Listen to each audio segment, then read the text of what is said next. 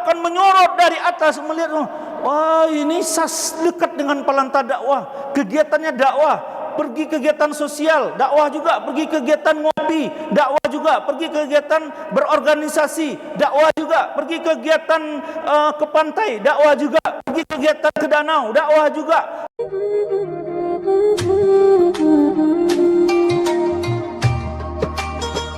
Bismillahirrahmanirrahim. Assalamualaikum warahmatullahi wabarakatuh.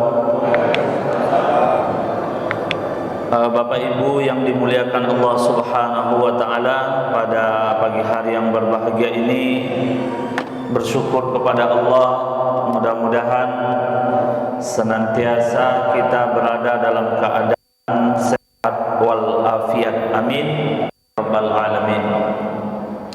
Pagi ini kita belajar tentang ciri-ciri orang yang beriman. Ciri-ciri orang yang beriman. Kalau bahasa Indonesianya, ciri-ciri itu tanda-tanda. Apa gunanya ciri-ciri dan tanda-tanda ini? Biar kita bisa mengetahui. Misalnya kita sebutkan, apa tanda-tandanya Masjid Gunung Merah? Dekat Masjid Agung An-Nur, masjidnya tingkat 2,5, kemudian lapangannya agak luas di depan. Itu tanda-tanda atau ciri-ciri Masjid Gunung Merah. Setiap orang punya ciri-ciri, setiap benda punya ciri-ciri. Apa tanda-tandanya, ciri-cirinya Ketua SAS Pekanbaru? Makannya banyak, badannya gadang, ya, semangat dakwahnya kue katanya. Nah, itu adalah ciri-ciri Ketua SAS Pekanbaru gitu. Nah, setiap kita ini punya ciri-ciri gitu. Apa tanda-tandanya Ketua Masjid Gunung Merah misalnya? Nah, kalau ada beliau awak aman katanya. Jadi Bapak Ibu yang dimuliakan Allah, pagi ini kita belajar tentang ciri-ciri orang yang beriman.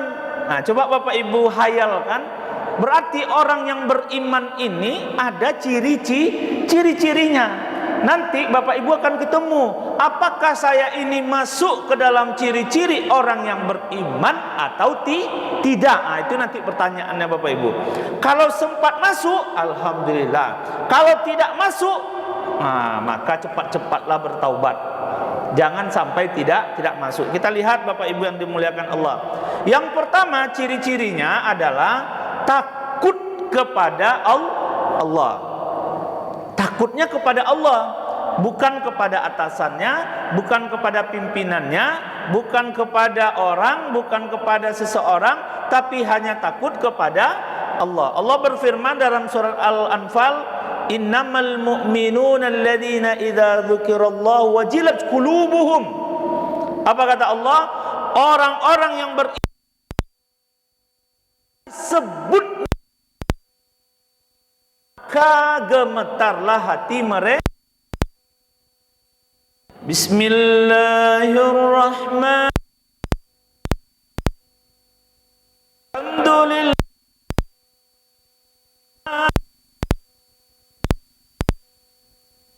Bismillahirrahmanirrahim. Maliki yaumiddin. Ayat-ayat Al-Quran, maka gemetarlah hati mereka. Allah, kita perlu bertanya, ketika ayat Al-Quran dibacakan, apakah saya merasa tenang? Saya bandingkan ketika tenang, Quran juga tenang, berarti ada sesuatu yang salah. Ala bidzikrillah tatmainnul qulub. Dengan berzikir kepada Allah, hati kita akan tenang.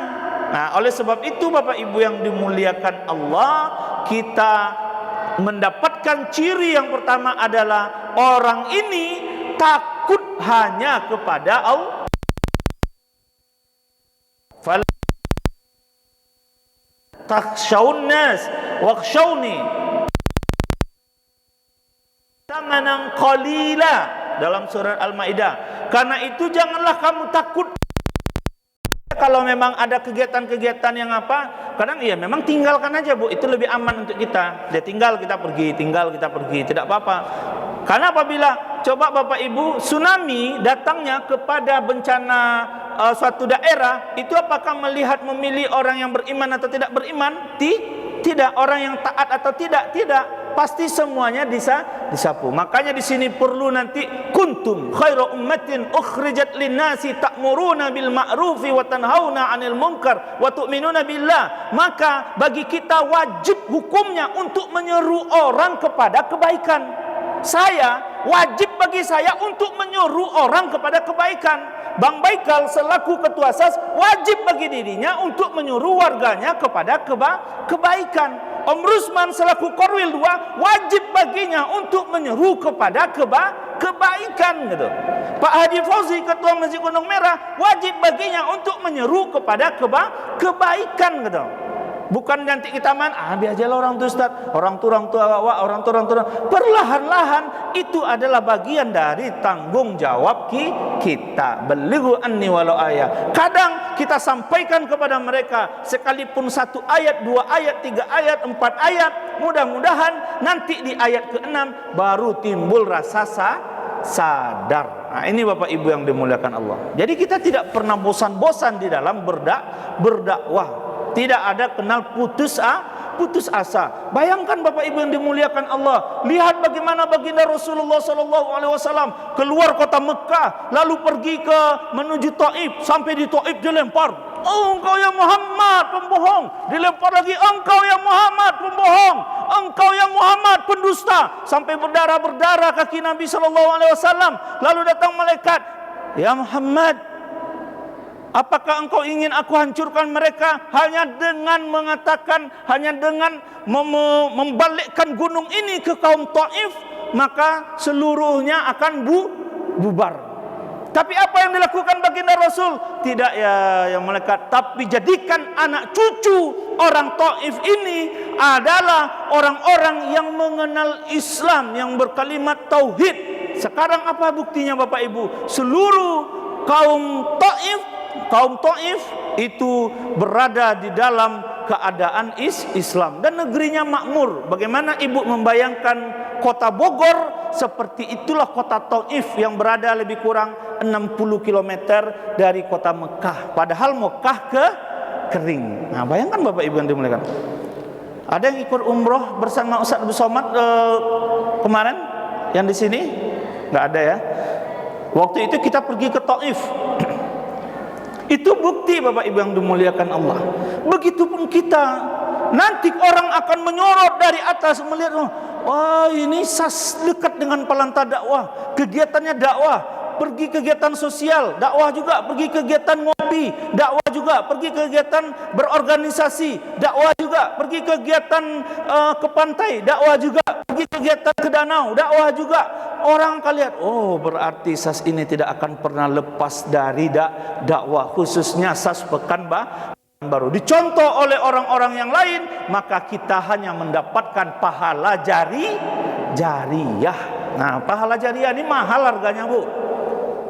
Jariyah ini mahal. Inilah yang kita cari Bapak Ibu yang dimuliakan Allah.